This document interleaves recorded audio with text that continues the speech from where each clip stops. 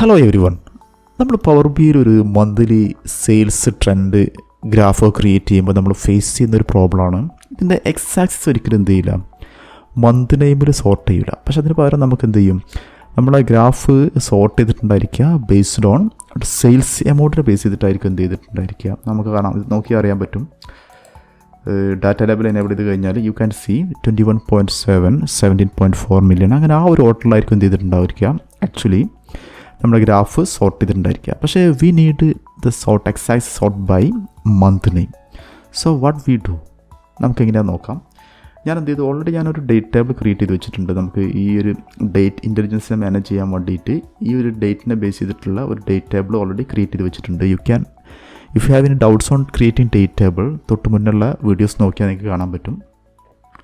So this is the structure of this date table. ഞാൻ എന്ത് ചെയ്യണം, ഒരു പുതിയൊരു കോളം ക്രിയേറ്റ് ചെയ്യണം. അതായത് അതിനെന്ത് ചെയ്തു, ഒരു പുതിയ കോളം ക്രിയേറ്റ് ചെയ്തിട്ട് അതിന് മന്ത് നമ്പർ എന്നുള്ള ഒരു പേര് കൊടുത്തു, മന്ത് നമ്പർ. ഓക്കെ, അതിൻ്റെ ഒരു ഡാക്സ് ഫോർമുല എന്ന് വെച്ച് കഴിഞ്ഞാൽ മന്ത് എന്നുള്ള ഡാക്സ് ഫോർമുല ഉണ്ട്. അതിനകത്ത് ഞാൻ എന്ത് ചെയ്തു, ഡേറ്റ് ടേബിളിനകത്തുള്ള ഡേറ്റ് പാസ് ചെയ്ത് കൊടുത്തു. നമുക്കിപ്പം ഡേറ്റ് മന്ത് നമ്പർ എന്ത് ചെയ്തു, ക്രിയേറ്റ് ആയിട്ടുണ്ട്.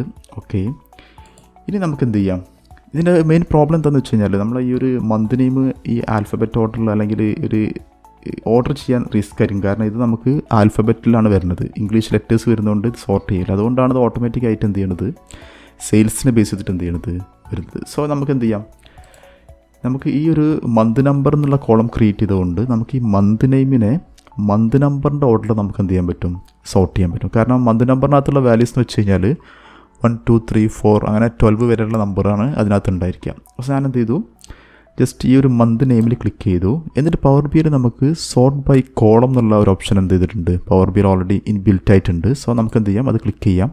എന്നിട്ട് ഞാൻ എന്ത് ചെയ്തു, ഈ മന്ത് നെയിമിനെ മന്ത് നമ്പർ വെച്ച് എന്ത് ചെയ്യാണ്, സോർട്ട് ചെയ്യാൻ പോവുകയാണ്. സോ ഞാൻ എന്ത് ചെയ്തു, അത് ക്ലിക്ക് ചെയ്തു.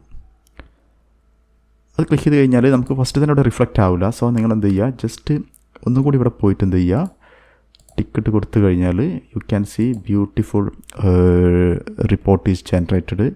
The order of x-axis will be based on date, month, January, February, March, April, May. ഇപ്പോൾ എന്ത് ചെയ്തിട്ടുണ്ട്, ഈ ഗ്രാഫ് കറക്റ്റായി വന്നിട്ടുണ്ട്. സോ ദിസ് ടിപ്പ് നിങ്ങളെ പവർ ബി പ്രോജക്റ്റിനകത്ത് നിങ്ങൾ അപ്ലൈ ചെയ്യാം.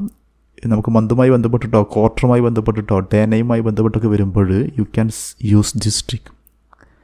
So thanks for watching. Practice this steps in your power B project. Happy learning.